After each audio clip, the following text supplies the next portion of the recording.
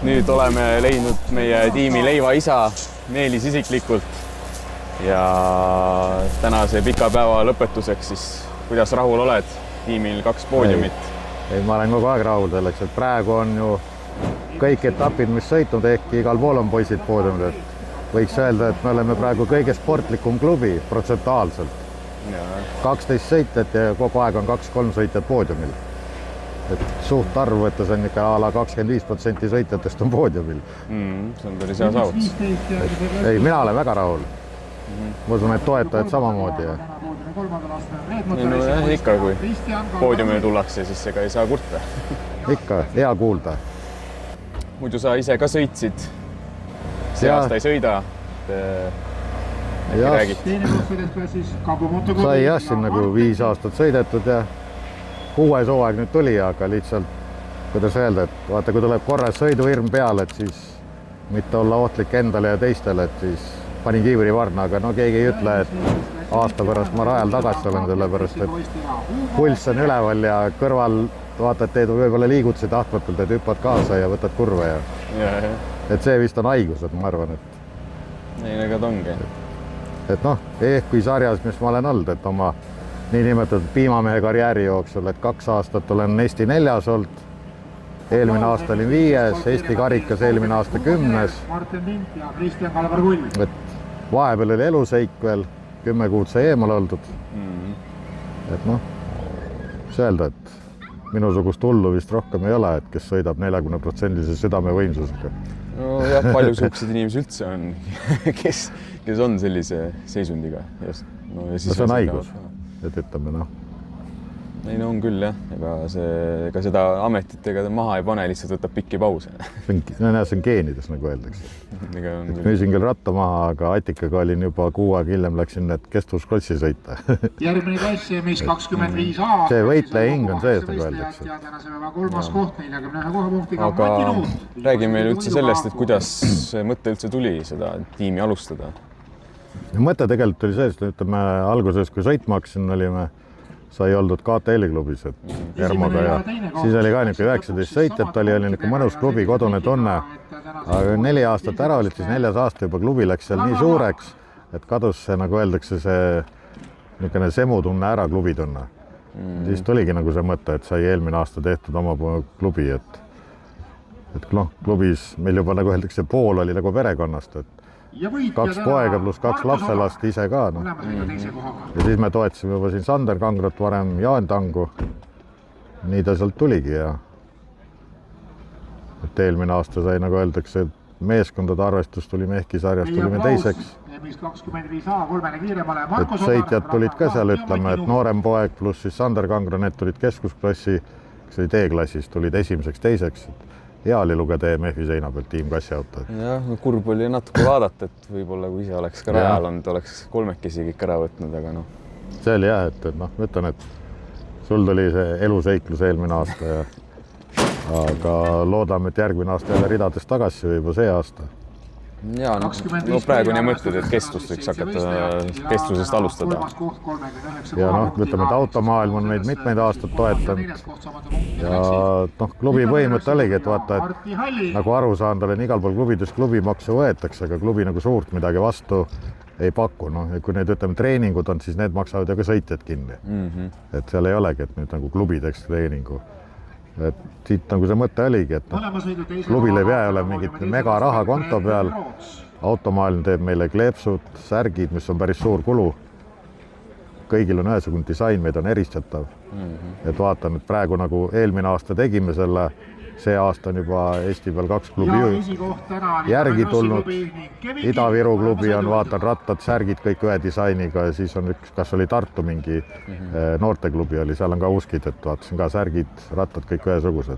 Et noh, järelikult mingi märgi olen suutnud siia krossi lükata, et aru saadakse, et klubi on ikkagi üks seltskond. Kõik peaks ühe asja eest olema ja kui klubi saab, siis toetab sõitjad ka. Nagu AB Katering on meil kõik võistlused, on karastusjoogid. Poisid, mehed poodiumile tulevad, siis on oma ette jälle preemia toetaja poolt. noh, ütleme kassiauto poolt on meil, üritame soodsam hinnaga varuosi sõitjatele. 5 liitrit andsime praegu see hooaeg õli, mis on ka kuluartikkel. Absoluutselt. Siis on meil kohvekapp tuli, Cafebo kohviga tuli toetaks, et meil on igal võistlusel kohvimasin, värske ohakohv. Et noh, paljud klubid seda suudavad pakkuda, et me saame nagu öelda, et meie suudame. Jah, see ongi siia klubisse tulles nagu täiesti nagu müstika. Võib-olla ise ei ole nii palju crossi maailmas sees olnud, et 4 aastat, aga ikkagi ega ei ole kuulnud, et sellist asja nagu tehtaks või oleks. No, ja kui veel nüüd oma proua mitte unustada, et see on teid meil mitu aastat kogu crossidel makaronisalateid, mis poistele ja ütleme pereliikmetele meeldib ja sobib ja see on ka nagu meie väike firma toit, et juba see klubi poolt. Ma sõin täna 2 taldrikut väga meeldis. Et see ongi, et proua mul alati enne crosse küsib, et palju rahvast on, siis ta teab, kui palju teha. Et tal on juba see nagu kinnisidee, et ta peab makaronisalateid tegema, võistlus tuleb, kuigi ise ma nüüd ei sõida, aga noh, elan siin ja pulss on üleval ja tatsan ringi ja üritan toetada raja ääres nii palju, kui saab, et ettepoole jõuaks. Tänane päev ka jälle, et ütleme, üks esikoht, üks 3. koht, mis sa veel tahad? Päev juba asja ette läinud. No täpselt. Mõtlen seda, et kuidas sa üldse alustasid motorossi ja kuidas sa sattusid motorossi peale? No tegelikult, kuni ausalt öelda, mul kadunud isa sõits ringrada kuni minu sünnini 67 aastat. Ma ise seda ei teadnud, varsid Valamis niisama kiitleb, aga pärast lõpuks tuli välja jah, et nad olid mul ühe vana ülemuse isaga koos sõitma hakanud. Siis oli vanamees oli üle roninud lembit kummikorvi mingi hetk. Ja kui mina sündisin, siis oli nagu, et kas pere või sport, siis ta jättis maha. Siis Vene aeg sai nagu ise näpitud natukene, seal mõned sõidud tehtud, sai issi ehitatud ja olime, nagu öeldakse, Pärnu miilitsa peavalu. Aga siis oli 35 aastat paus ja noorem poiss hakkas siis kuidagi lambist, Marko hakkas sõitma. Ja siis sai nagu Rakverest ratast proovitud ja siis oli, nagu öeldakse, hammas verel ja järgmine hooaeg siis 19 olin juba ratta seljas. Muidugi raske oli see, põhimõtteliselt õpid nagu jalgrattaga sõitma nullist, et ikkagi läänerattad on hoopis teine ja noh, vaikselt stabiilselt tiksusin ja teine aasta oleks juba ääre pealt 3. aasta selle kokkuvõtte koha saanud. Ise ka ei uskunud. Ühe punktiga kaotsin Priit Laurile. Oi, vana. 3. koha väärtuseks. Ja kõige koomiline oli see, et kui ma teda, siis kui me seda ehki torti sõime, et läksin teda õnnitlema 3. koha puhul. Ütlesin, näed, et võtsid 1 punktiga mul koha ära, siis ta vaatas mulle otsa, et sina. Ta teadis mu võistlusnumbrit, nime, aga ta ei pannud nägu kokku, et siis ta oli ka üllatunud. Et kokkuvõttes jah, võib öelda, et see 20. aasta oli nagu kõige huvitavam. No ja ütleme, et 21 olin ka 4. setis. Siis oli ka, et noh, et nagu naine mulle ütleb, et ma olen hull, et siis kui mul see eluseiklus oli, et noh, kui kõva häälega öelda, et siis nagu sai 13 minutit surnud olnud see eluseiklus. Et haiglas, kui naine küsis, et kui ta on, siis ma olin ütelnud, et laupäeval starti ei saa ja et mul ei olnud see, et ta tervisega jama on, vaid tähtis oli see, et Orumaa ei saaks must mööda, seks Orumaa oli muga must 6 punkti kaugusel. Ja enne kui krossisõitjatel aju töötab teistmoodi. No jah, siis kui haiglast pilt ette tuli, arst küsis ka mu käest, et kuidas enesetunne on. Mõtlesin, rindkere oli valus, arvasin kondid katki, aga siis esimene küsimus oli juba küsisin, et kas järgmine hooaeg sõidan. Siis ta naeris ka, et krossimehed olete hullud. Pilt ette tuleb esimene küsimus, kas ratas on terve. Aga noh, 10 kuud oli pausi ja siis kardioloog lubas jälle oma vastutusel ratta selga ja seda rohkem polnud tarviski. Siis juba sai uuesti ratas ja eelmine aasta, et noh, ütleme 23 meest oli minu klassis kokkuvõttes 5. ja Eesti karikas oli 40 meest ja 10. Et ma olen nagu ülirahul. Eks see crossis on põhiline ikkagi see stabiilsus, käid kohal, sõidad. Siin võtta kas või Mänsel oli vormel 1 ja tuli maailmameistriks kordagi ühtegi etappi võiti. Et siin on neid maailmas näiteid palju. Ja noh, iidolid aga mul siiamaani, et ütleme, et Tomak, Eestis on Kristinov, noh, me toetame ka teda. Silver Romandi, Hendrik Urbanik. Ja noh, mis sa ikka tahad, et klubil hästi läheks ja poisid poodiumi saaks ja see on kõik happy. Mõtlengi, et kui keeruline üldse on tiimile toetajaid saada või kui palju nagu vaeva peab nägema või oled lihtsalt nii hea jutuga. No mulle öeldakse, et ma pidin valge juut olema. Aga ei, noh, ütleme, see on teine asi on veel see, et automaailmaga on meil nagu ütleme vanema poja firmaga koostöö juba pikaajaline ja me oleme nagu autoremondi nagu ütleme kliendina oleme number 1, et käibe poolest ja siis tänu sellele nad toetavad meid ja neile just meeldib see, et meil on nagu see klubi põhimõtte pere. Praegu on ka, et ütleme, et minu pere, siis nüüd on Ilveste pere on ju, et noh, meil on nagu pereklubid. Et see meeldib automaailma. Kohvekapp tuli sellega, et meil pikaajaline, et noh, ütleme ka koostööpartner. Et nad nüüd tuli nagu uue selle kohviga turule. Ja nagu ütleme, jah, me oleme ka neid 13 aastat juba nende koostööd teinud. Olid kohe nõus tulema. AB Catering tuli läbi noorema poisi Marko. Eelmine aasta teie meiega väga rahule, see aasta tuli edasi, loodame, et järgmine aasta ka. Kellel on käepäena viimane ja vaatame, ehk leiab kedagi veel. Nüüd mul on natukene aeg, et sellega tegeleda rohkem. Palju sul neid vigastusi siis kokku on? Kui rohkem pretendenti numbrile 8 kõige lihtsam öelda, mida ei ole. Ühe hooaja sai sõidetud, oli 3 korda Ranglu sidemed paar korda. Raided ma ei oska kokku lugeda, palju neid katki on olnud. Mis Ranglu otsad on ära lõigatud, noh, praegu on vasak südame vatsak ei tööta. Need on koos. Siis on mul südames 13,5 sentimeetrit stenti sees. Paremas jala on niisugune metallvõrk, mis hoiab arterit, noh, et kokku ei kukuks. Ja vasakus jalas on 8 senti seda sees. Aga no ratta peale jõuan lombata ja sõidan, kui tarvis. See ongi põhiline. Kellel on 3 käepäeva viimane? Kogemust ja nagu oskust on. Kiirust võib oleks võinud rohkem olla, aga see kogemustele saab noortele edasi anda. Kuna ütleme, et Gerd-Kristiino nagu ütleb, et kõik kurvides igal pool ma teen õieti.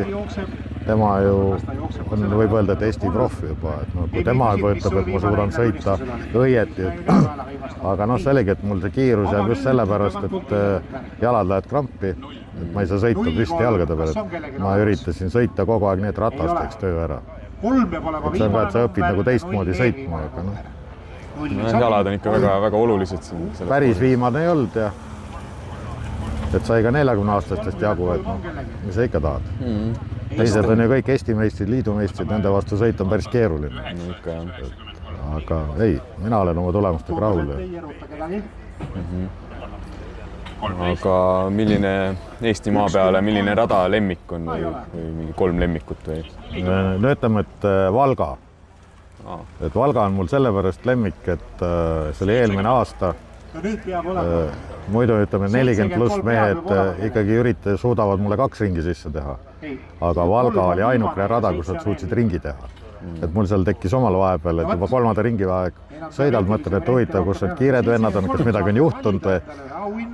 Et Valga mulle meeldib, et see on niisugune kiire. Et muidu ma arvasin, et ma nagu vanamees, et meeldib nikerdamine, aga tegelikult just tuleb välja, et mulle meeldib kiired rajad. Türi on siis ütleme number 2. Sa tuled võistlusele, tuled motokrossile hommikul. Ja 3. võiks öelda Saku tegelikult. Ta on küll raske, aga ta meeldib mulle. Öeldakse, et kui Sakus suudad sõita, saad mujal ka hakkama. Tegelikult veel on Linnamäen ka ja see meeldib ka mulle. No kõik rajad on sõidetavad, aga noh, ütleme, Valga on number 1 ja seda on mitu korda sõidetud ja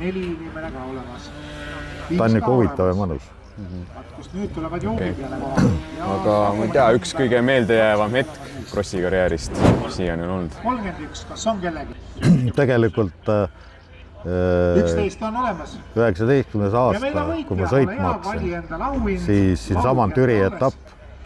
Enne seda oli Gerd-Kristiino trenn meil nädal aega varem ja ma suutsin tema õpetused rajale oma sõidustiili ära panna ja siis mul oli esimene kord, see oli, kas see oli üldse teine etapp oli või? Üldse, kui ma võistlesin 4 meest selja taha jätta, seal oli 2 40 pluss meest.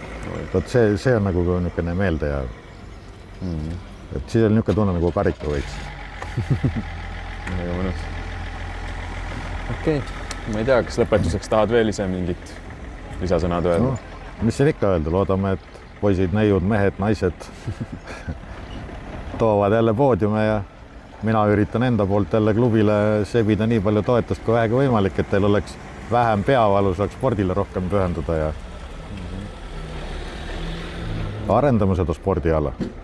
Saame ehk väiksemaid ka veel klubisse juurde ja plaan on igatahes, et kui õnnestub ehk järgmine aasta, et võtaks paar väikest ratast 65 ja 50, et väikesed tuua juurde, et oleks nagu proovida. Vaat see ongi, et osta see ratas on perele võib-olla võimete kohale, aga kui poiste pööring ära ütleb, sorry, ma ei taha. Meil on omal peresse läbi käinud, et üks lapselaps alguse kibeles, kinksin talle 50 ja tegi 2 ringi ja kõik, ta ei taha, talle ei meeldi, oligi kõik.